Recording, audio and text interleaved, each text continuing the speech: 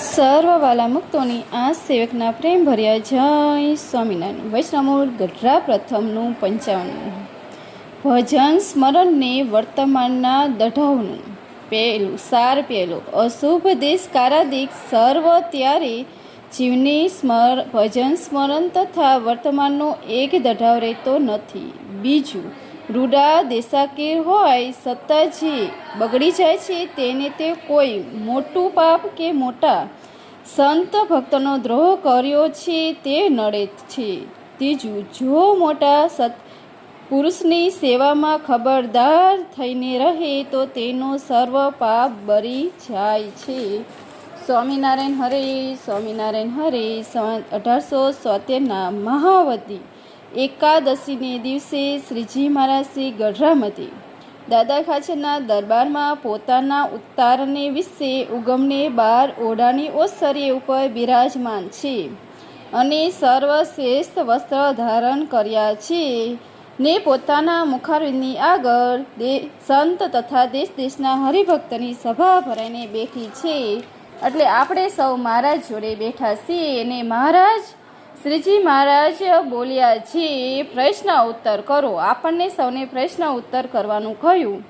પછી મુક્તાનંદ સ્વામીએ પૂછ્યું છે, જીવને ભજન સ્મરણનો તથા વર્તમાનનો એક દઢાવ કેમ રહેતો નથી? પછી શ્રીજી મહારાજ બોલ્યા છે, એ તો અશુભ એવા જે દેશ કાર ક્રિયા અને સંગ તેને યોગ્ય કરીને રહેતો નથી ને તે દઢાવ પણ 3 પ્રકારના છે. મારે જે 3 પ્રકારના દઢાવ કહ્યા જો તો ઉત્તમ, મધ્યમ ને કનિષ્ઠ યાદ રાખજો.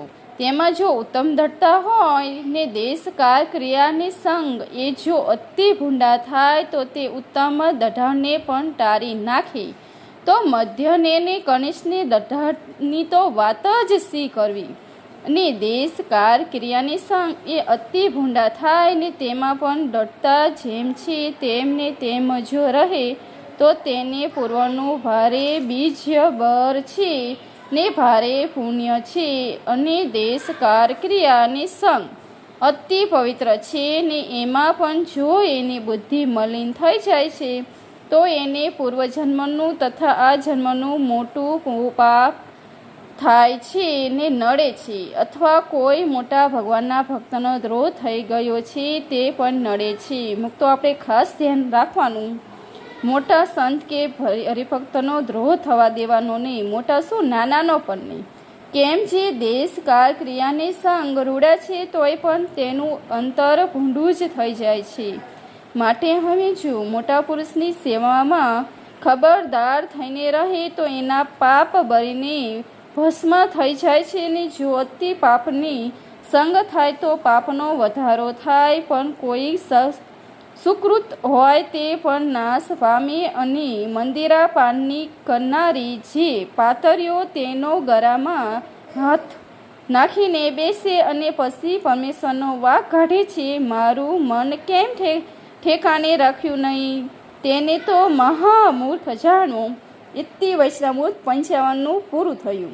આમાં રહસ્યાત પ્રદીપિકામાં મહારાજે કહ્યું છે કે દેશકાળમાં અતિ ભૂંડા થાય તો અમારા ભજન સ્મરણની તથા વર્તમાનની ઉત્તમ દઢતાને પણ ટાળી નાખે ને જેને પૂર્વનું ભારે બીજભર ને ભારે પુણ્ય હોય તેની દઢતા ટરે નહીં. અને જેને પૂર્વજન્મે તથા આ જન્મે મોટું પાપ કર્યું હોય અથવા અમારા મોટા ભક્તનો દ્રોહ કર્યો હોય તેને દેશ કાળ સંગાદિક અતિ પવિત્ર હોય તો પણ તેનું અંતકરણ ભૂંડું થઈ જાય છે. અને તે જો ખબરદાર થઈને એવા મોટા પુરુષની સેવા કરે તો પાપ બળીને ભસ્માભસ્મ થઈ જાય ને સારા દેશાદિક સેવવા. પહેલો પ્રશ્ન, પહેલી બાબતમાં ઉત્તમ, મધ્યમ ને કનિષ્ઠ દઢતા કઈ તેના શા લક્ષણ હશે? તો રૂપમાન સ્ત્રીની સારા ખાનાપીનાની યોગ્ય હંમેશા રહી તો દેહાભીન ટળતું નથી, તેથી ડગી જાય. અને શ્રીજી મહારાજના ધ્યાન ભજનમાં પણ તે સ્ત્રીયાદિકનો સંકલ્પ વિક્ષેપ કરે તે કનિષ્ઠ દઢતા કહેવાય. અને એકાંતમાં રૂપવાન સ્ત્રીઓની તથા ખાનાપીનાનો યોગ હંમેશા રહે તો ડગી જાય. અને ભજન સ્મરણમાં પણ તે સંબંધી સંકલ્પ થાય તે મધ્ય દળતા કહેવાય. અને રૂપવાન સ્ત્રીઓનું ધર્મને પાળવા સારું ઘણું દ્રવ્યાદિક આપીને પણ ધર્મની પાળનારનો અતિ આગ્રહ કરે તથા દુષ્ટ કર્મ કરનારી પાપી લોકો નાથ બહાર મૂકે તથા ધર્મમાંથી પડવા સારું વ્યવહારમાં અનેક પ્રકારની ઉપાધિઓ કરે તેને સહન કરે શકે નહીં ને ધર્મથી ડગી જાય એ ઉપાધિની ચિંતાએ કરીને ભજન સ્મરણ પણ વિક્ષેપ રહિત થાય નહીં. તે ઉત્તમ દળતા જાણવી અને આવી ઉપાધિએ પણ આત્મવિચારે કરીને દેહ પ્રયત્ન સહન કરે પણ પોતાના નિયમમાંથી પડે નહીં ને ભજનમાં પણ એ વિશેનો સંકલ્પ થાય જ નહીં. તે અતિ ઉત્તમ દળતા કહેવાય. તે દેશકાર્ય કરીને પણ ટરે નહીં. બીજો પ્રશ્ન, દેશાદિક અતિ ભૂંડા થાય તો પણ દળતા હોય તેવી ને તેવી રહે તેને ભારે બીજબર ને ભારે પુણ્ય કહ્યું. તે બીજબર તથા પુણ્ય તે શું હશે?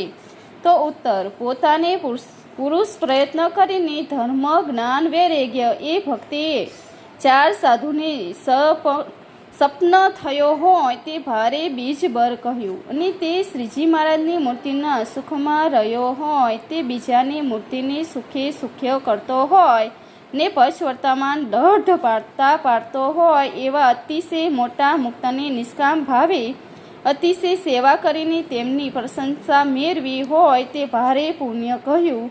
એવાને દેશકારાદિક અતિ મલિન હોય તો પણ તેની દઢતા લેશ માત્ર ટરે નહીં. ત્રીજું, બીજી બાબતમાં મંદિરાને પાતળીઓ કહી તે મંદિરા તથા પાતળીઓ કોને જાણવી?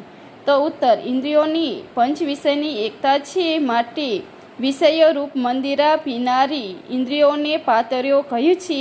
તે ઇન્દ્રિયો દોરાય તેને ઇન્દ્રિયો રૂપ વેશ્યાના ગળામાં હાથ નાખીને બેસે એમ કહ્યું.